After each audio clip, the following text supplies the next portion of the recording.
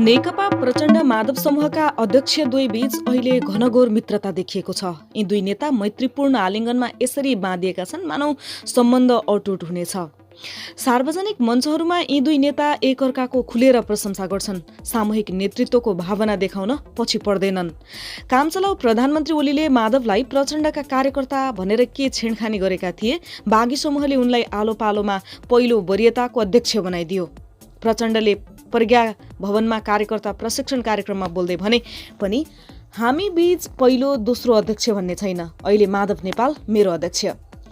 प्रचण्ड माधव बीचको माया प्रेम गाढा हुँदै गए पनि नेपाली राजनीतिमा यतिखेर घृणाको बाहुल्यता छ। नेताहरूबीच लभ एन्ड हेटको सम्बन्ध हुनु अस्वाभाविक नहोला, तर अहिले चलेको छेडखानी, कटाक्ष र गालीगलौज सुन्नै नसकिने खालका छन्। पँधेरोमा हुने झगडा जस्तै। प्रधानमन्त्री ओलीका कटाक्ष, उनको प्रतिकार गर्दै प्रचण्ड माधवहरूले फर्काएको जवाब सुन्दा दिग्मिक लाग्छ अनि प्रश्न गर्न मन लाग्छ कि यी तिनै नेता हुन् जो 4 दशकभन्दा बढी राजनीति गरिसकेको डिङ हाँक्छन्। ओलीले प्रचण्ड माधवलाई कुहिएको फर्सी, खिया लागेको नटबोल्ट देखेपछि प्रचण्डले ओलीलाई विक्षिप्त राजनीतिक जोकरको उपाधि दिए अनि माधवले त ओलीलाई फोहोरको डङ्गुर नै भन्न भ्याए। यस्ता निम्न स्तरका गालीगलौज र कटाक्ष बितेका 1 महिनामा दिनहुँ चलिरहेका छन्। प्रधानमन्त्री भइसकेका अगुवाहरूको अशिष्ट बोली र आचरणका कारण राजनीति फगत एउटा प्रहसनमा परिणत भएको छ। यस्तोमा झाँगिँदै गएको प्रचण्ड माधव मैत्री कतिन्जेल समुद्र रहला। कतै यो देखावटी र बाध्यताको सम्बन्ध त होइन, कतै यो राजनीतिक आग्रह र स्वार्थहरूको मिलन त होइन। यो कति कृत्रिम हो र कति प्राकृतिक हो। दुई नेताको सम्बन्धलाई लिएर अनेक प्रश्न उब्जिएका छन्। प्रश्न उब्जिनु स्वाभाविक किन पनि हो भने 3 वर्ष अघि मात्रै प्रचण्ड र ओली बीच यस्तै केमिस्ट्री बनेको थियो। दुनियाँलाई चकित पार्दै प्रचण्ड ओली एक भएका थिए। पार्टी एकता गरेपछि यी दुई नेताले बालुवाटारमा जापानी प्रजातिको बिरुवा जिनको रोपे। जिनको त्यो बिरुवा हो जो दोस्रो विश्वयुद्धका बेला अमेरिकाले जापानको हिरोसिमा र नागासाकीमा अणुबम प्रहार गर्दा पनि मरेको थिएन। सम्बन्ध यस्तै अजर होस् भन्ने सन्देश दिन जिनको रोपेर एकता अघि बढाए पनि त्यो दिगो भएन। इगो र सत्ता स्वार्थको घानमा परेर त्यो केमिस्ट्री टुट्यो। प्रचण्ड ओलीको सम्बन्ध टुट्दाको मूल्य बलियो कम्युनिस्ट पार्टीले मात्र चुकाएको छैन, सिङ्गो मुलुक त्यसबाट अभिशप्त छ। लामो समयपछि हामीले राजनीतिक स्थिरता पाएका थियौँ। त्यो जगमा आर्थिक समृद्धिका अनेक सपना बुनिएका थिए। आम मानिसका सपना र अपेक्षा त्यसमा मिश्रित थिए, तर ती सपना चकनाचुर भएका छन्। मुलुक अँध्यारो सुरुङको यात्रामा छ। यो अवस्थाको जिम्मेवार ओली मात्रै हुन् त? निश्चय पनि यसमा उनको स्टेक सबैभन्दा बढी छ। उनको अहङ्कार, अलोकतान्त्रिक र अराजनीतिक चरित्र मूल रूपमा दोषी छ। तर प्रचण्ड माधवहरू पनि दोषी मुक्त छैनन्। उनीहरू पानीमाथिको ओभानो बन्न मिल्दैन।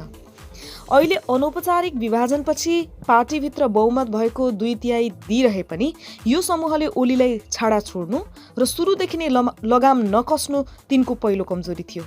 पार्टी र सरकार सञ्चालनको प्रभावकारितामा भन्दा पनि भागबण्डाकै पछि लाग्नु अर्को ब्लन्डर थियो। ओलीले संसद विघटन गरेर संविधानलाई मूर्छित बनाएपछि राजनीतिक परिस्थिति बदलिएको हो। नेताहरूको स्वार्थ र प्राथमिकता बदलिएको छैन। अहिले पनि प्रचण्ड उही धाउन्नमा छन्। एउटा ठूलो कम्युनिस्ट पार्टीको एकल नेता बन्ने, प्रधानमन्त्री बन्ने महत्वाकांक्षा उनमा छ। माधवलाई आफू सरहको अध्यक्ष बनाउनु उनको बाध्यता हो। यतिखेर पूर्व एमाले पंक्ति उसै पनि प्रचण्डको कार्यकर्ता नबन्ने मनोविज्ञानमा छ। ओलीको कदम गलत लागे पनि अझै उनीतिरै टाँसिएका छन् थुप्रै पूर्व एमाले जो प्रचण्ड फोबियाले ग्रस्त छन्। यता आएका पूर्व एमाले नेता कार्यकर्तालाई आश्वस्त पार्न र विश्वास जित्न प्रचण्डले माधवको नाम सिरानमा राखेका हुन्। माओवादी केन्द्र एक्लै चुनाव लड्दा कमजोर नतिजा आउन सक्ने आकलन गरेरै प्रचण्डले ओलीसँग एकताको हात बढाएका थिए। ओलीले चाहिँ माओवादी सहितको बलियो पार्टीको शक्तिशाली सरकारको प्रधानमन्त्री हुने स्वार्थ पालेका थिए। त्यो एकता हुँदै गर्दा साक्षी किनारामा परेका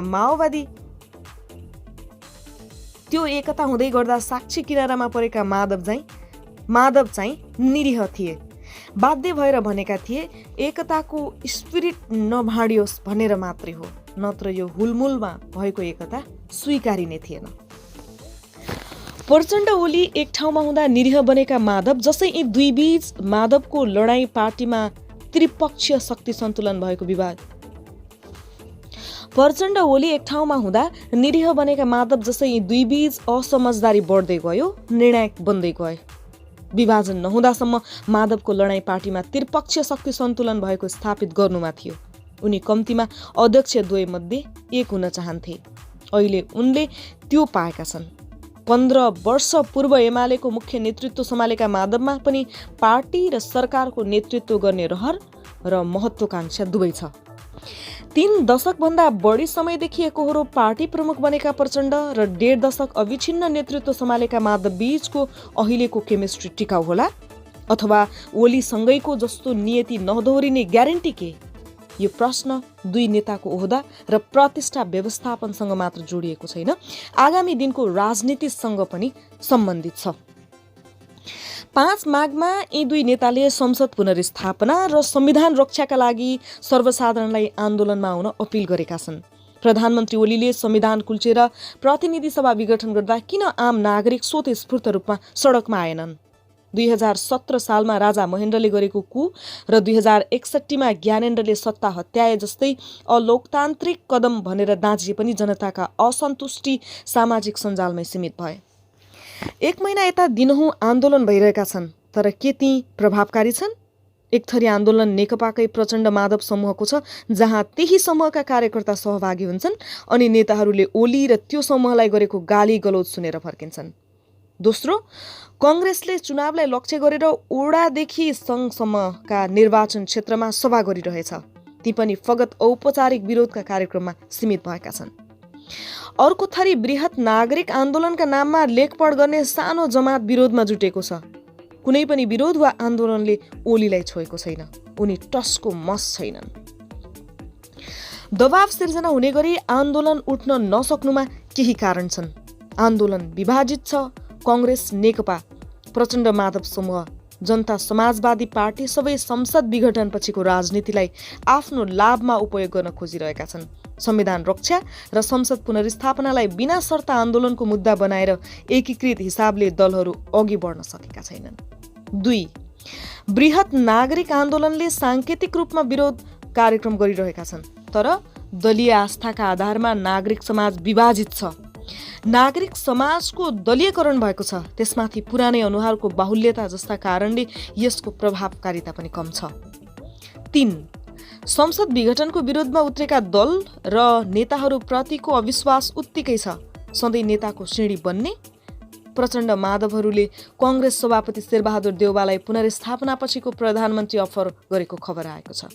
फेरि पनि ओलीका फोटोकपी देउवालाई प्रधानमन्त्री बनाउन आन्दोलन गर्ने?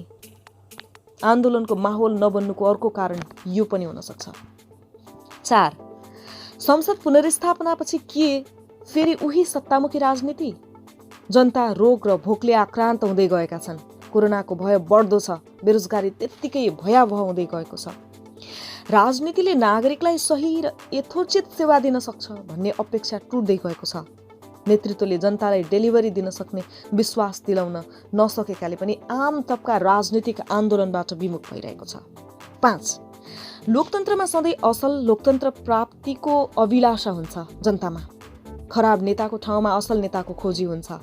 नागरिक आन्दोलनदेखि राजनीतिक आन्दोलनसम्म उही बासी र परीक्षण भइसकेका अनुहार जनतालाई अपिल गर्ने कुनै योजना नभएकाले पनि आन्दोलनले गति नलिएको हो। 6, संसद पुनर्स्थापनाको मुद्दामा सर्वोच्चमा बहस चलिरहेको छ। सबैको नजर सर्वोच्चतिर छ। सर्वोच्च अदालतको फैसलाको पर्खाइमा छन् जनता। यी र यस्ता अनेक कारण छन् आन्दोलन नउठ्नुमा। अन्यथा नेपाली राजनीतिको एउटा मुख्य विशेषता आन्दोलन हो। 7 दशक लामो राजनीतिको गर्विलो पक्ष भनेकै आन्दोलन, सङ्घर्ष र बलिदानको गाथा हो। लोकतान्त्रिक राजनीतिका लागि जीवन उत्कर्ष गर्नबाट जनताले पीठ नफर्काएको इतिहास नेपालीको पुँजी नै हो। जब जब निरङ्कुशताले टाउको उठायो, जनताले त्यसलाई जबरजस्त जवाब दिए र लोकतन्त्र स्थापनामा अभूतपूर्व भूमिका निर्वाह गरे। यसपटक पनि जनता जाग्छन्। समाज उद्वेलित छ, बेचैन छ, असन्तुष्ट छ, आक्रोशित छ। यहाँ आक्रोश सामाजिक सञ्जालहरूमा सीमित छ। त्यसलाई सडकमा ल्याउन सक्नुपर्छ। यसो गर्न नेतृत्वले विगतमा त्रुटि कमजोरी भयो भनेर आत्मलोचना गरेर मात्र पुग्दैन, अब प्रायश्चित नै गर्नुपर्छ। पूर्व प्रमुख निर्वाचन आयुक्त भोजराज पोखरेलले मङ्गलबारको कान्तिपुरमा भने जस्तै अहिलेको नेतृत्व रहेसम्म सकारात्मक सोच्ने ठाउँ छैन। यहाँनिर प्रचण्ड र माधवको भूमिका महत्त्वपूर्ण हुन सक्छ। अहिलेको राजनीतिक उपलब्धि र त्यसलाई संस्थागत गर्ने चरणमा यी दुई नेताको भूमिका उल्लेख्य छ। अनेक उतार चढावका बावजुद शान्ति प्रक्रिया र संविधान निर्माणमा महत्त्वपूर्ण भूमिका निर्वाह गर्ने मध्येका मुख्य नेता दुवै हुन्। त्यही राजनीतिक उपलब्धि धरापमा परिरहँदा दुवै नेताले यसको रक्षाका लागि आफूलाई अग्रसर गरेका छन्, जुन सकारात्मक छ। सर्वसाधारणलाई आन्दोलनमा सरिक हुन उत्प्रेरित गरेसँगै तिनमा विश्वास जागृत गर्ने आधार के, त्यो पनि यी दुई नेताले प्रष्ट पार्न सक्नुपर्छ। कम्तीमा 70 वर्ष आसपासका यी नेताहरूले अब सत्ता सुखको आकांक्षा पाल्नु उचित हुँदैन। आन्दोलनदेखि नै नेतृत्व हस्तान्तरणको प्रक्रिया सुरु गरेर आफूलाई अभिभावकीय भूमिकामा राख्न सके यी दुई नेताको केमिस्ट्री चिरस्थायी बन्ने मात्रै होइन, बिथुलिएको राजनीति सही बाटोमा फर्किने झिनो आश पनि पलाउँथ्यो कि। बुधबार 7 माघ 2077 को कान्तिपुरमा प्रचण्ड माधव केमिस्ट्री टिक्ला शीर्षकमा राजाराम गौतमले लेख्नुभएको दृष्टिकोण हो यो।